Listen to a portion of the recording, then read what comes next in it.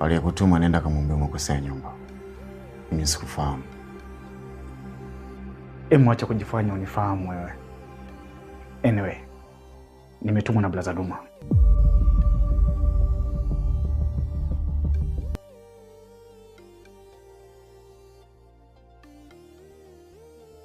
Na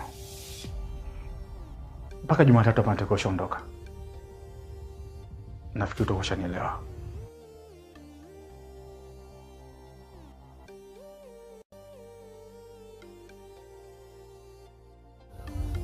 Karibu sana mtazamaji wa tamthilia hii pendwa ya Siri ya Huba. Ni muda mrefu umepita tangu tukuletea uchambuzi wa kipande kilichopita cha 52, lakini leo kwa moyo mkunjufu ni kualike, na kama bado haujasubscribe channel hii basi fanya hivyo ili usikose vipande ambavyo vinavyofuata. Sasa tunaanzia pale ambapo RK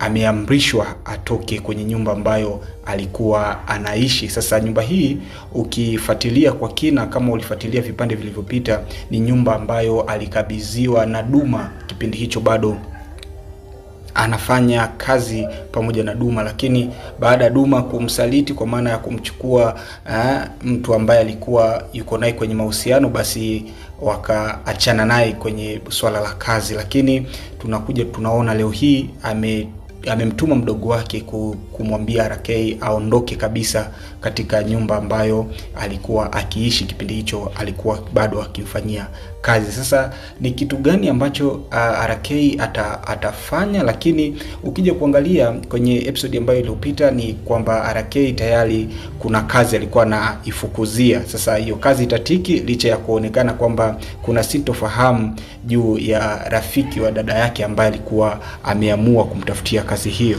Kwa hiyo kutokana na malipo ambayo ameahidiwa kulipwa kwa maana ya kiasi cha fedha cha shilingi 500,000 ambayo alitamka mwenyewe RK, kwa hiyo inawezekana ikamfanya asiwazi kuondoka katika nyumba ya Duma na kaenda akajitafuta sehemu nyingine kimaisha. Lakini ukija kuangalia kwa upande wa Veso ameleta balaa zito kwa mtu ambaye yupo naye kwenye mahusiano. Sasa tabia aliyoifanya kumrekodi na kutumia kama kigezo cha kumuendesha ni kitu ambacho huwa hakifurahishi jamii na hakina mantiki, kwa sababu kwanza kisheria ni kosa. Na ndio maana ukija kuangalia Veso haonekani kumpenda mke wake, lakini kuna namna ambavyo anashawishika tu kuendelea kukaa naye licha ya moyo wake unaonekana kabisa haumuhitaji kuendelea